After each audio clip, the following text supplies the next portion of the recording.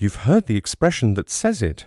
Well, it turns out that a lot of what we say is actually true.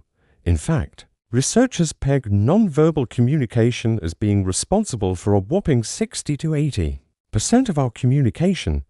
So if saying it doesn't always mean you're actually putting it out there. What exactly is body language and how does it work? Well, body language refers to all of the ways that we communicate without saying a word, like our facial expressions, the position of our bodies and our hands, and even the tone of our voices. It's an involuntary thing that people do when they talk to each other, and it's important because it helps people get their point across. Researchers have found that nonverbal communication makes up the majority of what we're doing.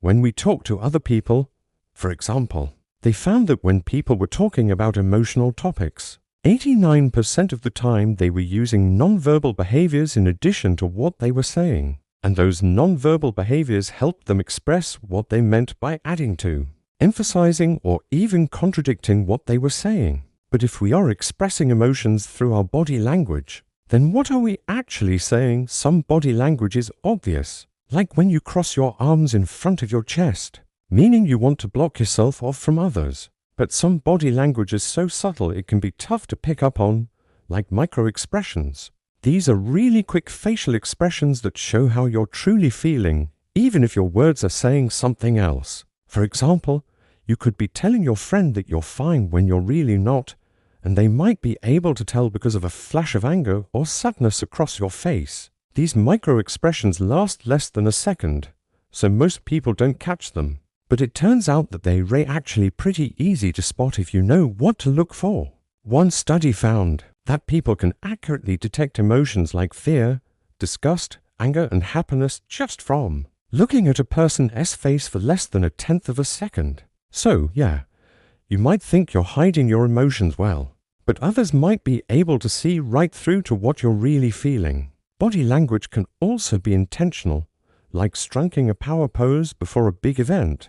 These are postures that take up a lot of space and show dominance, like the superhero pose or Wonder Woman pose, which has been shown to make people feel more confident and powerful. In fact, one study found that posing like this for just 2 minutes can boost your testosterone levels and lower your cortisol levels. So, it's like fake it till you make it, but with actual science behind it. And it's not just what you do with your body, but also how you position yourself.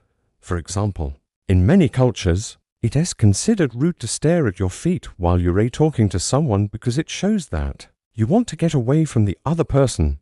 On the other hand, maintaining eye contact is a sign of confidence and trust. Of course, this is all going to depend on the situation and the people involved. Like, sure, making eye contact is usually a good thing, but it can also be threatening. For example, staring someone down can be a form of aggression, and in some cases, avoiding eye contact is a way to show respect. Like in some Asian cultures, looking someone in the eyes for too long can be seen as rude or aggressive. So it's important to know about these cultural differences so that you don't offend anyone. And the way you view body language can also affect how you're viewed by others.